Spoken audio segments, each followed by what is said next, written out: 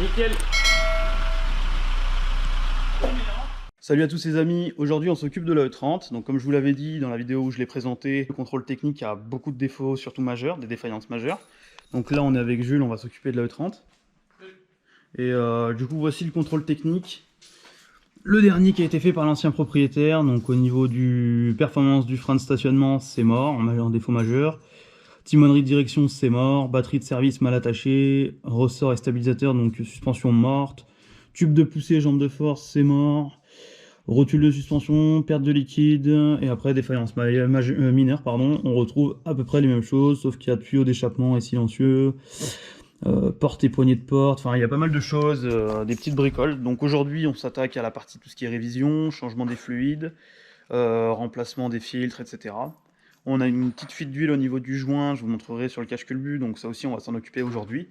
Et tout ce qui est esthétique, ça sera dans un autre épisode, sachant que là il nous manque encore des pièces, notamment tout ce qui est triangle de suspension, etc. Donc là on en a reçu déjà pas mal, on va s'attaquer à ça avec ce qu'on a déjà. Donc là, filtre à air green sport, donc ça c'est nickel. Parce que du coup c'est un filtre à air qui se recycle et qui ne se jette pas. Suspension, coupelle, ressort, amortisseur, fluide, enfin on a le total quoi. On a quasiment tout pour qu'elle soit normalement conforme au contrôle technique, ou presque. Donc il y a certaines pièces qu'on n'a pas encore reçues, ça va bientôt arriver. Donc là on a mis la voiture au garage, comme on peut le voir ici, ça soigne d'huile. Attention, avant de démonter votre distributeur électrique, veillez bien à le réinstaller dans la même position dans laquelle il était avant démontage. Le distributeur électrique gère le ralenti et le démarrage du véhicule. Si vous le réinstallez dans une mauvaise position, votre voiture ne démarrera plus ou très très mal.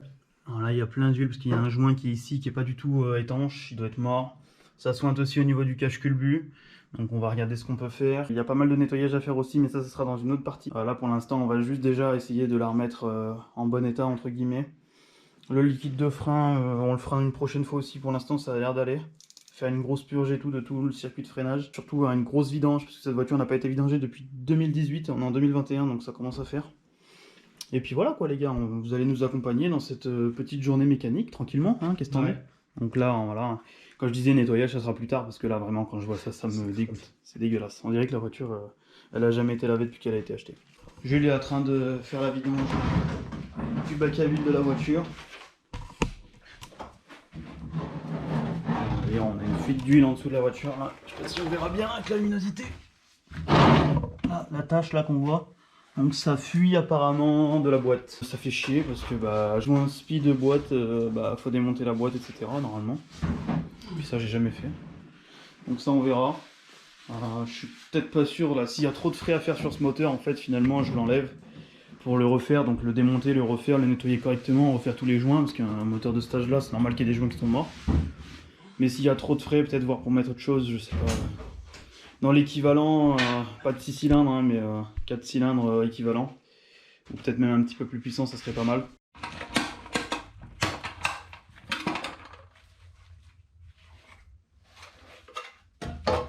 Ouais, du coup, petit nettoyage en remontage. Comme ça sera nickel pour accueillir le nouveau filtre. Celui-là, il était vraiment mort. Hein.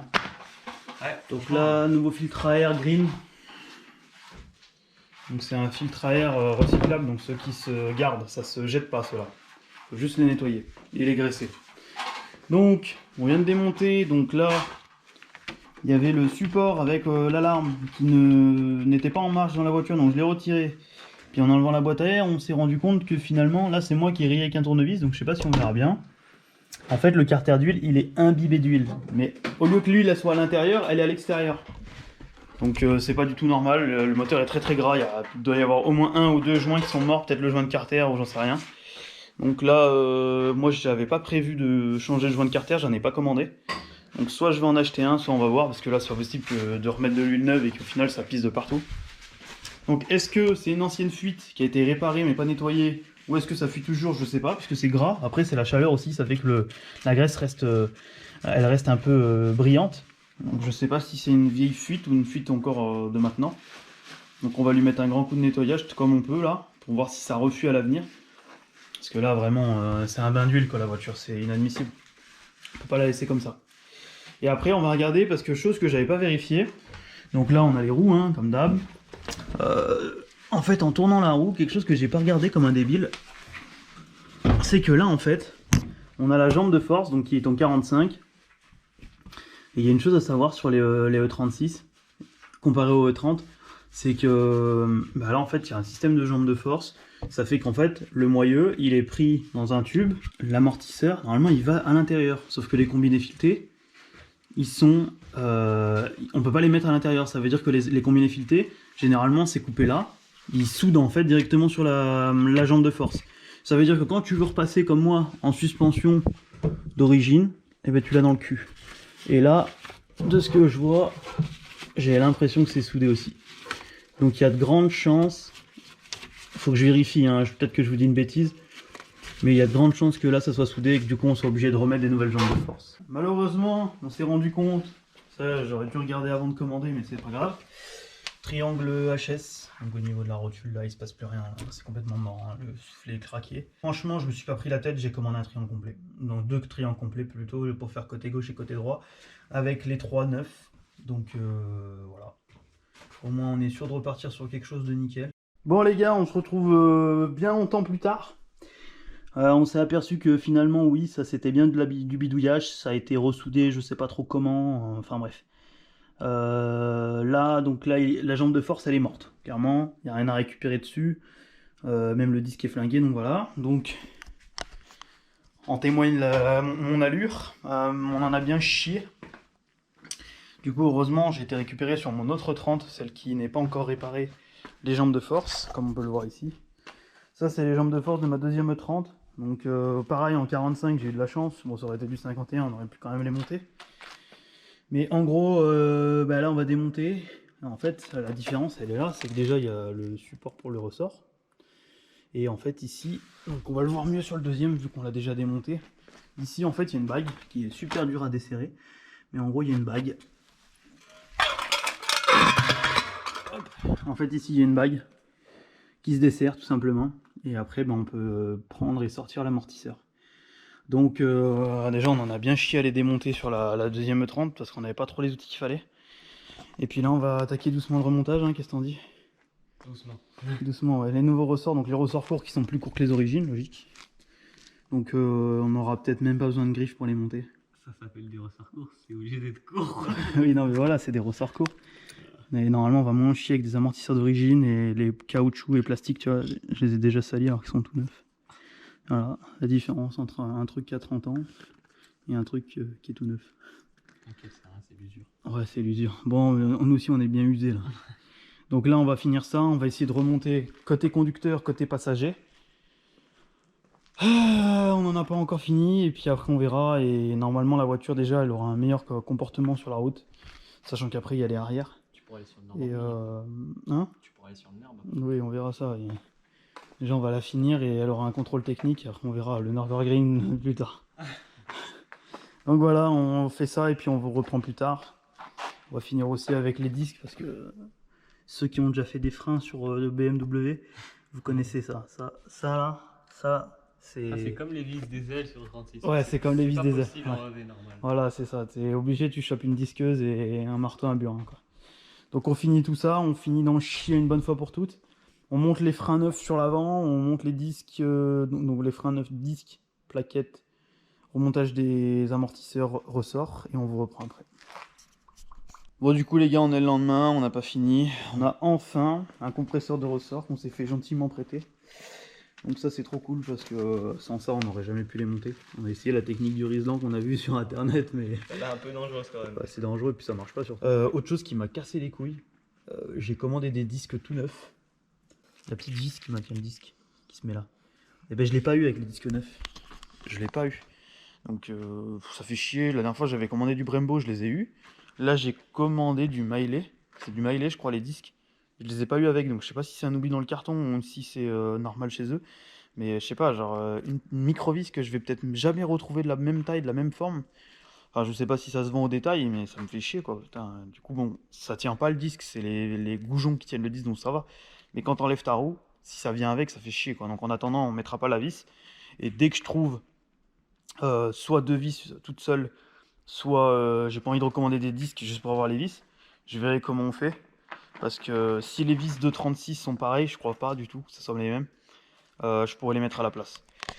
Donc là les gars, on finit de remonter le train avant, donc avec les ressorts et tout le bordel, comme je vous ai déjà dit, on aurait dû déjà faire hier.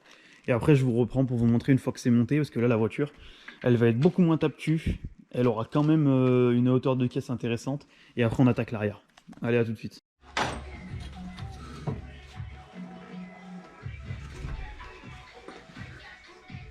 Ça c'est quand tu arrives à desserrer la vis du triangle. Enfin! Putain, ça fait une demi-heure qu'on tape dessus là. En témoignera l'état du pivot. Bon allez, on continue les gars. On a fini le petit côté passager. Non, on va finir le côté passager justement. Et on a fini le côté il n'y en a pas besoin, c'est la place du mort. Je voulais juste faire un petit constat. À droite, on a la vieille jambe de force. On peut le voir à la taille et la gueule qu'elle a. Donc avec l'espèce de combiné fileté chinois soudé. Et là, on a en fait l'amortisseur. Donc la jambe de force que j'ai récupérée sur ma deuxième E30 avec amortisseur type origine et juste ressort court. Mais juste comme ça, quand on le présente, juste pour regarder, donc là on les a mis à peu près côte à côte. En fait, on obtient quasiment la même hauteur de caisse. Quand on regarde avec la compression du ressort, etc. Donc on verra une fois monté. Et la voiture sera juste un tout petit peu plus haute, quoi. Mais ce que je veux dire, c'est que il suffisait de prendre des ressorts plus courts plutôt que de souder des amortisseurs directement dans la jambe de force, quoi. Et tu obtiens la même hauteur de caisse, en fait. Parce que, bon, si tu recherches de la dureté, je comprends que tu mettes des combinés. Mais la personne qui l'avait avant recherchait juste l'effet stance, on va dire, stance de la voiture. Et je trouve ça dommage d'avoir niqué une paire de jambes de force pour avoir un résultat dégueulasse. C'est pas du tout confortable parce que la voiture, très honnêtement, dès que vous preniez un trou, une bosse ou quoi que ce soit, c'était complètement horrible. C'était vraiment comme s'il n'y avait pas d'amortisseur en fait. Ça tapait en fait, ça tapait. Et c'était même pas rigide parce que quand on prenait un virage, la voiture elle se penchait. Donc, comme vous avez pu le voir là aussi, là, ça c'est le sujet de la prochaine vidéo et c'est pas pour celle-là, malheureusement, mais ça viendra après. Donc ceux qui ont vu, ceux qui ont reconnu, on vous expliquera tout dans la prochaine vidéo. Bon, du coup, on a fait les suspensions arrière. C'est nickel. On a vu qu'il y avait un petit peu de rouille au niveau du feu arrière côté conducteur. Un petit peu, pas beaucoup. Donc là c'est tout nickel. Là on va changer les jantes parce que ça c'est vraiment laid. Donc on verra ça demain parce que là il est tard. Il est quelle heure? 21h52. Ça fait 2 jours qu'on bosse sur cette putain de voiture. Quand on a rebranché l'allumage, malheureusement on s'est rendu compte. Vérin tout neuf aussi, ça fait plaisir. On s'est rendu compte que l'allumage en fait si on le tourne un quart de tour, la voiture elle démarre pas ou voire très mal.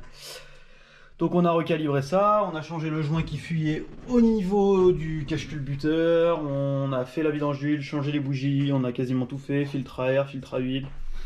Il restera à faire un gros nettoyage du compartiment moteur, 2-3 petites bricoles, l'alarme elle est démontée, donc là c'est bon. On a remarqué qu'il y avait de l'eau qui se stockait à cet endroit-là aussi, donc ça faudra regarder d'où ça vient ici, l'eau. Elle se met là.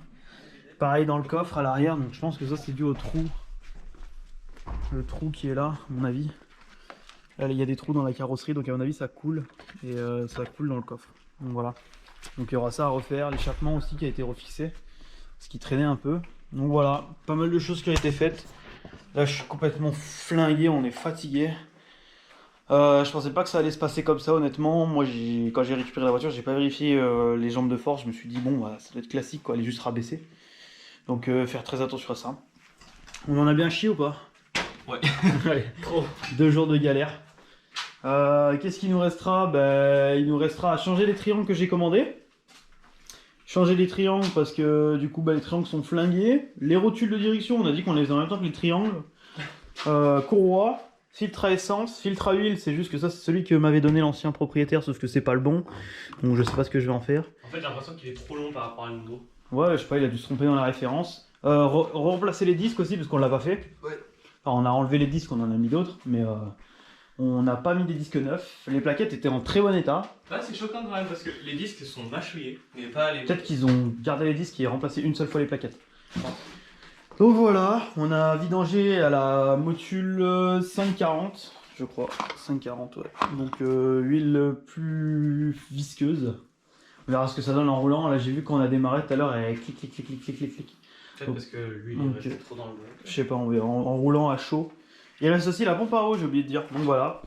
Donc j'espère que cette petite vidéo vous aura plu. Donc nous ça nous a fait très plaisir en tout cas de faire un petit épisode mécanique On a réglé, on va dire, environ 60% des défauts qu'elle avait sur le contrôle technique. La dernière partie de la vidéo, on a mis les jantes sur la voiture, donc en 16 pouces, avec un bon petit déport sympa. On a emmené la voiture au nettoyage complet parce qu'on avait mis plein de traces, on l'avait salie comme pas possible. Donc là, elle rend vraiment bien avec les petites jantes toutes neuves là. Ça fait super plaisir là, de voir enfin des vraies jantes, parce que les jantes tôles c'était dégueulasse. Donc on n'a pas pu tout vous filmer en détail parce que ça nous a pris beaucoup de temps, et puis en plus on découvrait en même temps. On a pris en vidéo les moments qu'on jugeait être intéressants. On a profité pour... on a changé le vérin de capot déjà, je crois qu'on l'a déjà dit. Mais on a renettoyé le moteur parce que là il y avait de l'huile partout, on a changé le joint, enfin ça c'est voilà. Il y a des endroits où ça reste noir comme là-bas. Ça fait un peu chier, mais il va falloir qu'on utilise des produits plus importants, plus acides on va dire. Pareil, le carter, comme on peut le voir là, maintenant il est devenu gris. Et ça faisait, à mon avis, quelques années qu'il n'était pas gris comme ça. Il avait une couleur. Hein. Ouais, grave. Chose aussi que Jules a fait, c'est poncer la tache de rouille qui était sous le feu arrière. Et démonter le feu, etc. Mettre un petit coup de blanc pour que ça rende plus joli quand même, et pour pas que ça rouille plus. Puis on s'est rendu compte en la lavant que finalement il y a de l'eau qui rentre par en dessous du phare, donc sûrement, enfin le feu pardon. Donc sûrement à cause du joint et du trou qui est en dessous. Donc il y a de l'eau qui rentre. Ça c'est pas des taches de rouille hein. Ouais, voilà, il n'y a rien en dessous. Et de l'autre côté c'est pareil, mais on pense que c'est le joint parce que celui-là de ce côté là il est étanche, et quand on a ouvert ça tombait du haut. Ça tombait d'en haut. Donc voilà. Le plus gros de la partie mécanique sur la voiture est fait. Il restera pour notre part à changer les triangles et les biellettes de direction. Ça on va le faire en off parce que de toute façon c'est pas la peine de faire une vidéo que pour ça. Prochaine étape sur la E30, ça va être de refaire tout l'esthétique. Donc les pare-chocs qui sont défoncés là, les pare-chocs en chrome, ça dégage. Avant, arrière, changer les feux parce il y en a un qui, les deux sont cassés en fait. Là il y a un trou, l'autre il est fissuré aussi. Refaire voilà. les phares à l'avant. Et c'est ouais, refaire les phares à l'avant parce que du coup ils ont terni, et surtout que le jaune est parti un peu. Donc là on le voit bien, mais plus très jaune quoi. Il y en a un, il est quasiment blanc. Donc on va garder les coquilles d'origine pardon, au lieu de racheter des neuves. Et voilà, le bas volet aussi on voit qu'il est un petit peu abîmé en bas. Donc tout ça, ça va être fait dans la prochaine vidéo. Donc n'hésitez pas à vous abonner, liker la vidéo si elle vous a plu. Et puis si vous avez des suggestions à nous dire, n'hésitez pas dans les commentaires. De toute façon on les lit tous. Et puis on vous dit à la prochaine, ciao ciao.